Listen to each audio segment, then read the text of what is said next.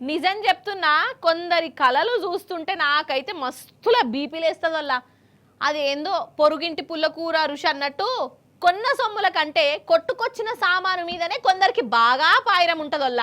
కడుపు నిండినా కళ్ళు నిండయి. వాటితోని అవసరం లేకున్నా పుక్కిడికొచ్చే వాటిని అస్సలు విడిచిపెట్టరు. అంతెందుకు, హాగో వర్ధన్నపేట దిక్కు పోదాం రాన్రోల్లా. ఎందుకో చెప్తాగా నేను అడుగురి. రోడ్డు మీద ఎన్ని గానం కొబ్బరికాయలు చూడుర్రి.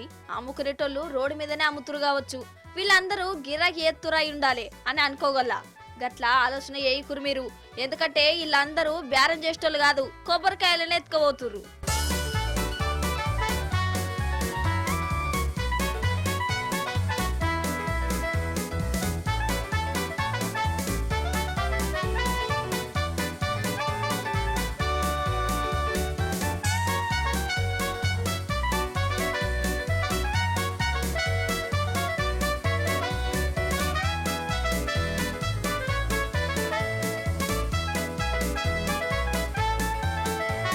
ముచ్చట ఏందంటే వరంగల్ జిల్లా వర్ధన్నపేటల కొబ్బరికాయల లోడుతో పోతున్న వ్యాన్ ను ఒక లారీ గుద్దిందొల్లా. వ్యాన్ పయ్య పలిగిపోయింది, బోల్తా పడ్డది. కొబ్బరికాయలన్నీ బొంపాలైనాయి. ఇక కథం, చుట్టుముట్టున్న జనాలు ఎగబడ్డారు. దెబ్బలు తిన్న డ్రైవర్ ను కాపాడేందుకు కాదు, ఇగో ఈ కింద పడ్డ కొబ్బరికాయలను ఎత్తుకుపోయేందుకు. అగో చూడు ఒక్కొక్కరు ఎట్లా తనలాడుతురో. గిన చూడు కొబ్బరికాయల బత్తనే ఎత్తుకుపోతుండు. ఏం చేస్తవే వాటిని? ఆగో గీ అక్క చూడు ఎట్లా పట్టుకుపోతుందో.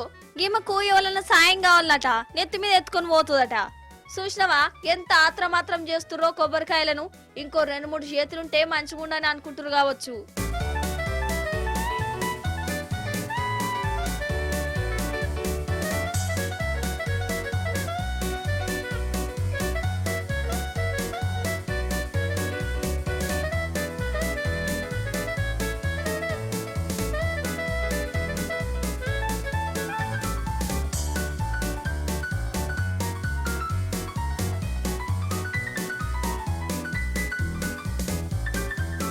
కాదల్లా పుక్కానికి వస్తే ఏదైనా కానీ గిట్ల ఎత్తుకోవడేనా?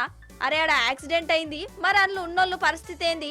అంబులెన్స్ ను పిలుద్దామా, డాక్టర్ ను రప్పిద్దామా? గిట్లుండదు గాని ఎవలెట్టి పోతామా ఆకేంది? పుక్కట్లకొచ్చే కొబ్బరికాయలు పోతం చేసుడే కావాలన్నట్టే చేసిర్రు. 10 నిమిషాలలోనే అన్నిటిని మాయం చేసిర్రోల్లా.